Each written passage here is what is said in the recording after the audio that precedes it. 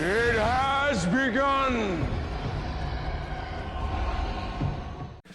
Finally, Mortal Kombat 1 is upon us, and we have seen tons of information over the last few days coming out everywhere, which has made me so excited that I just have to talk about it. I'm in love with the new designs of the characters. The stages look absolutely amazing. The new cameo system looks very interesting and much more involved than I initially thought it would be. I can't wait, man. And I really appreciate the new designs and directions NRS are taking with these established characters.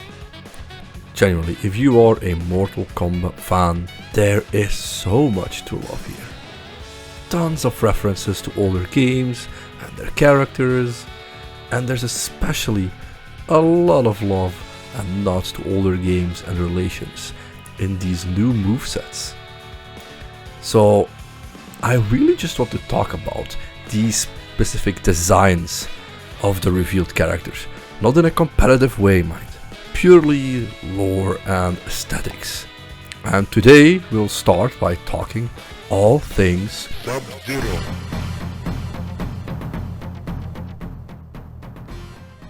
During the first gameplay reveal trailer, I think one question quickly sprang into many minds, right? Which Sub-Zero is this? Are we talking about younger brother Kuai Liang? Or is this the elder Sub-Zero, Bi-Han, who hasn't been playable, I think, since 1992, the first Mortal Kombat? And the question was actually answered pretty quickly by the Chosen One and the God of Fire, Liu Kang himself. Take a listen. Your actions cost lives, Bi-Han. They were in the Lin Kuei's best interests. The original Sub-Zero has returned, which marks, I think it's the second time he's been playable ever. I might be wrong. And contrary to his brother, he is not a good guy at all. In fact, he seems very disliked in most of these intros we have heard. Like, take a listen to these ones. I've learned your secret. Have the others? Is that the Lin Kuei's new tactic? Extortion? You will not enter the Temple of the Elements. I will have the power you've locked away inside. These intros feel like they are foreshadowing that Sub-Zero's actions in the story will either end up in betrayal, disaster, or even make him a straight up villain, honestly. But I do really like that they mention the Temple of Elements here. This is a reference to a rather infamous Mortal Kombat spin-off game called Mythology Sub-Zero. In that game, you actually play as Bi-Han, so I guess this makes it its third playable appearance. Where you're working for Quan Chi, who hired the Lin Kuei to retrieve Shinnok's amulet, which is locked inside the Temple of Elements. Is the source of power locked away Shinnok's amulet again? Or is it the Kamidogu? Which would be a very awesome nod to the 3D era. There's a lot of potential speculation points for the story here, which is very cool. The bad attitude, the violent moves, and the seemingly evil actions are also more in line with Bi-Han's alter ego, Noob Saibot. For those who don't know, there was a shadow ninja called Noob Saibot in the previous timeline, who was in fact the resurrected form of Bi-Han. He was resurrected by Quan Chi after Bi-Han was killed by Scorpion in the first Mortal Kombat game. And this Raid form of Bi-Han was always seen like a being of pure malevolence and hatred. Now, the reason I wanted to bring this up is because we see plenty of connections to Noob Saibot in this new moveset, which is really fun. So, let's get into the moveset. First off, you heard it right, Ice Clone is finally back, after being sorely missed for the entirety of Mortal Kombat 11. Sub-Zero mains, rejoice. You can finally, once again, freely commit atrocious war crimes in the corner, while the rest of us contemplate our life's choices and resort to our only option left. weep profusely, and pray for sweet release. And that's not all. Oh no.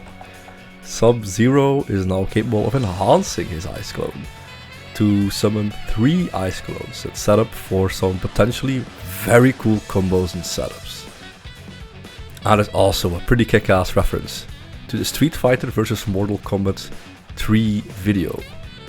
And if you haven't seen that, I'll add a link to the description because I think it's like a flash animation classic that if you like either game, you definitely should see. He also has a completely new move where he shoots forth a clone like a projectile.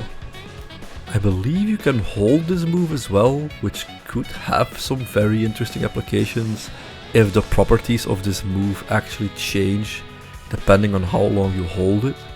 This move once again reminds me a lot of Noob Saibot's use of clones, strings and special moves where they jump out of his body to attack the opponent in various ways, you know, like the sliding clone, the running clone, a lot of basic strings. Yeah, it's very Noob Saibot-esque. Another new move is this ground freeze attack that tracks the opponent and freezes them in place, which sets up for further combo extensions or mix-ups. Now I call it a new move because it is functionally a bit different than his classic Ice Puddle move. For one, that did not track, nor do I think there was a way to combo into Ice Puddle in the older games. So this reminds me more of, once again, Noob Saibot's portals from MK9 and 3D era games. Or maybe I'm just seeing things I want to see at this point, which is a fair argument.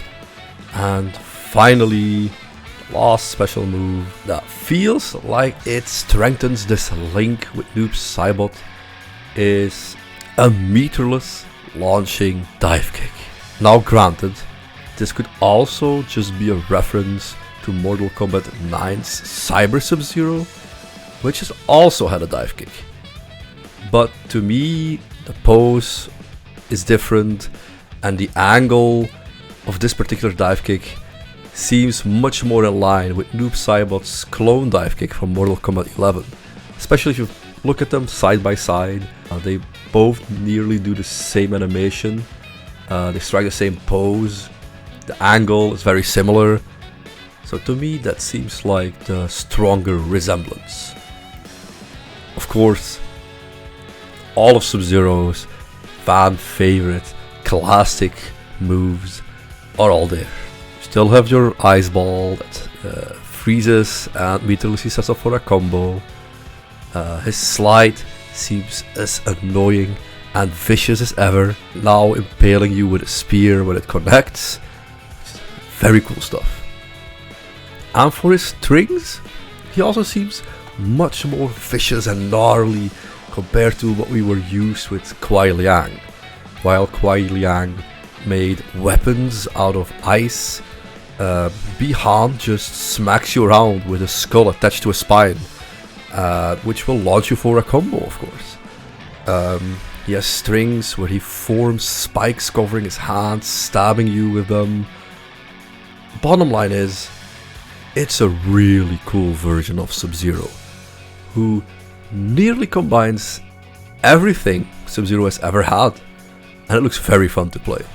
All these subtle references genuinely make me so excited for the future reveals of other characters.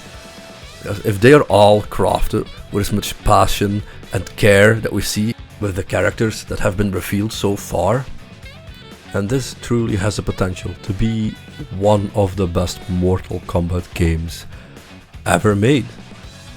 And maybe, just maybe, hopefully, we will see the return of some potential 3D era characters. Can I get my boy Havoc back? Hotaru? Nitara? Draven? Okay, look, I like Draven, but I'll settle for a cameo appearance, okay? But that will be it from me today. Thanks for anyone that took the time out of their day to hear me ramble and overanalyze everything I saw in Sub-Zero. Mortal Kombat is so dear to me. I can't help but get excited when there is any news, especially when a new game comes out. So, what do you think? Do you like this departure of Kuai Liang's noble Sub-Zero and go back to this cold assassin that is Bi-Han? How are you liking his moveset? Let's keep talking Mortal Kombat.